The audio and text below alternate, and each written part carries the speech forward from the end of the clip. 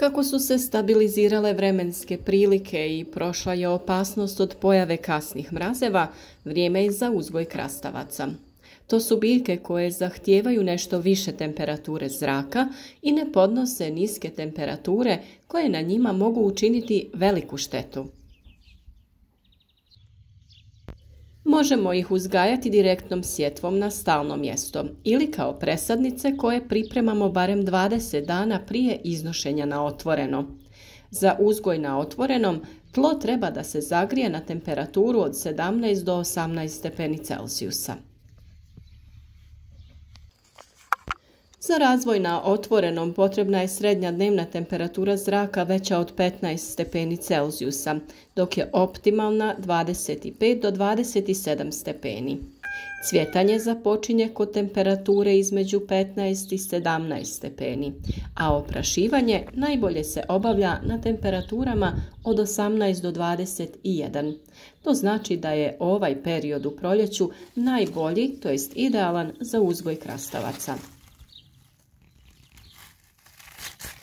Od dana zametanja plodova do berbe treba proći 30 do 40 dana.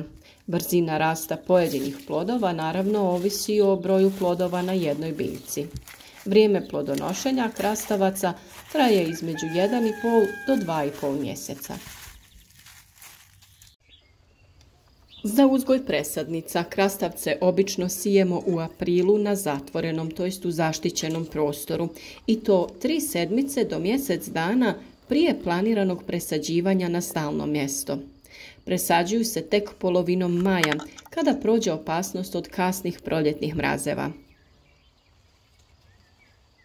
A u današnjem videu govorimo o prednostima i nedostacima uzgoja krastavaca iz presadnica, to jest direktne sadnje u tlo. Presadnice uzgajamo ranije, kao što sam i rekla, a sjetvu obavljamo početkom maja ako sijemo direktno na stalno mjesto.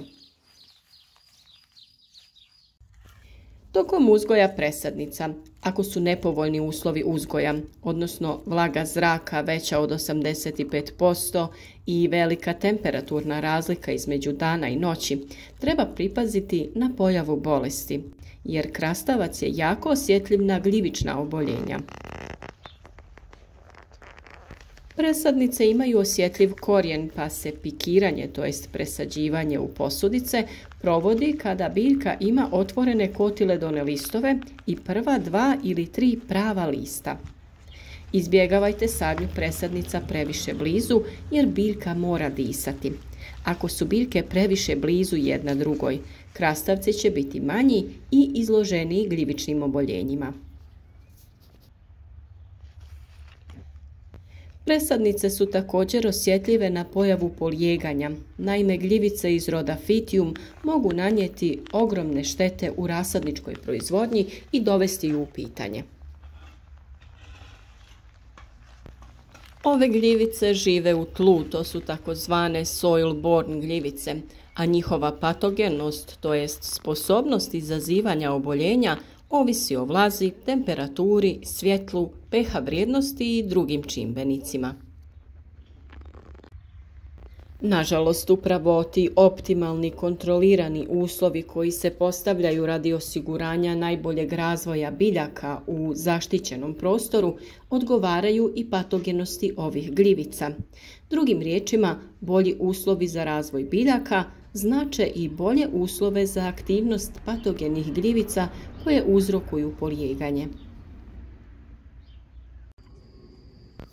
Vrste gljivica roda Phytium napadaju ukrasno bilje, paradajz, krastavce, papriku, lubenicu, salatu, špinat, kupusnjače i druge biljke.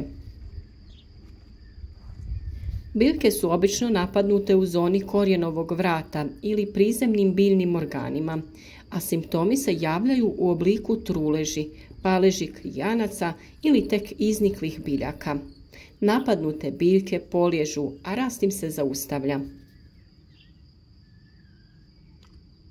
O temi polijeganja rasada imamo poseban video, pa ukoliko imate tih problema, potražite video na našem kanalu. Presadnice krastavaca na otvoreno se iznose najkasnije 35 dana nakon što se razviju mlade biljke. Naime, ako zakasnite sa sadnjom, biljka će patiti od nedostatka hranjivih tvari. Što je rasad mlađi, bolje će se prilagoditi klimatskim uslovima na otvorenom, a biljka će rasti brže. Za uzgoj krastavaca najbolja su duboka, plodna i rastresita tla bogata organskim tvarima, neutralne ili slabo kisele pH reakcije između 5,5 i 6,5. Teška, hladna i jako kisela tla ne pogoduju kvalitetnom uzgoju ove biljke.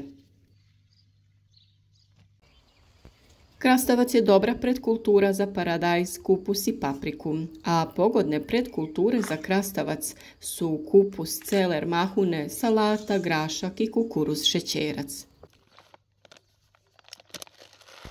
Kao glavni usjev krastavac se sije krajem aprila, a kao postrni tokom juna.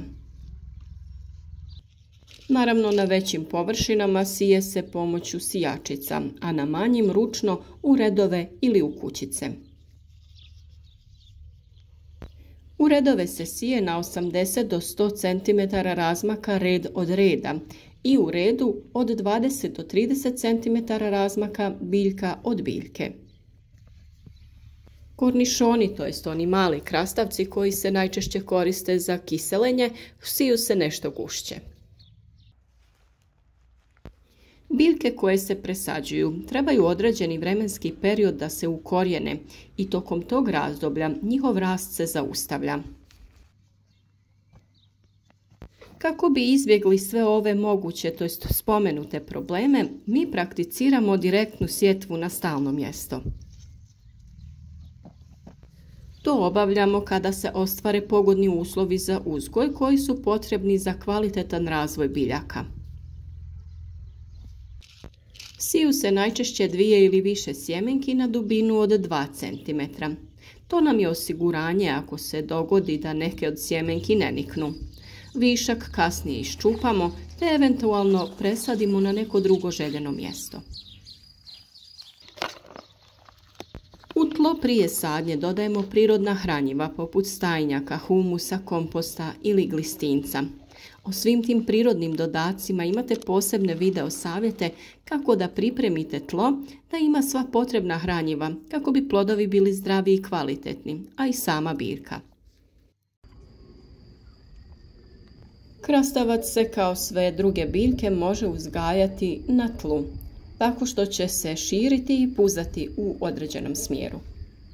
No bolji način proizvodnje jeste proizvodnja na crnoj polijetilenskoj foliji. Naime, tlo ispod folije znatno se brže zagrije, što omogućava brže nicanje i bolji razvoj biljaka.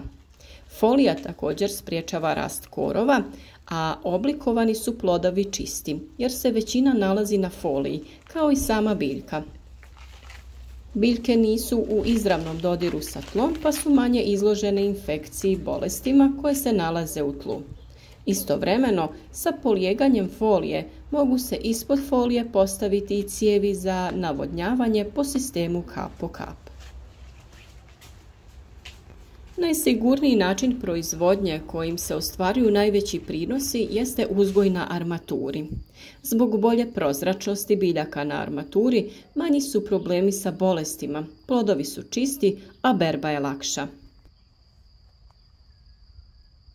Za armaturu se koriste stupovi visoki 2 metra, povezani žicom na koju se veže konopac ili se između stupaca razvuče plastična mreža po kojoj se biljka uspinje, a ukopaju se tako da im je vrh 150 do 180 cm iznad tla. Na donjem dijelu stabljike potrebno je redovno zakidati zaperke. Uz redove je također poželjno postaviti cijevi za navodnjavanje, te redovito 2 do 3 puta sedmično navodnjavati. I kod uzgoja na armaturi može se primijeniti polijetilenska folija, a kad se biljke razviju, tlo se može pokriti slamom. Odlična opcija je i slama kao prirodni malč koji se može stavljati po cijelom vrtu i tako će čuvati vlagu i sprječavati pojavu korova. U početku su zalijevanja rjeđa i sa manjim količinama vode, a kasnije, pogotovo u vrijeme plodonošenja i berbe, krastavac zahtjeva svakodnevno zalijevanje, dok količina vode ovisi o vrsti tla i načinu uzgoja. Temperatura vode koja se koristi za zalijevanje ne bi trebala biti ispod 18 stepeni Celzijusa. Ne smijete nipošto zalijevati sa hladnom vodom jer to može ostaviti velike posljedice na biljci i zaustaviti plodonošenje. U svakom slučaju sve o uzgoju krastavaca i oblikovanju stabljike kako bi izbjegli oboljenja i štetnike te imali jake i zdrave biljke na vrijeme ćemo sa vama podijeliti. A vi samo kliknite na taj znak zvonca kako bi na vrijeme dobili obavijest o svakom novom videu da ne propustite ni jedan važan savjet. Za sva dodatna pitanja javite nam se u komentarima, rado ćemo vam odgovoriti, a pišite nam i vaša iskustva koja bi mogla biti od pomoći onima koji se odluče baviti uzgojem biljaka.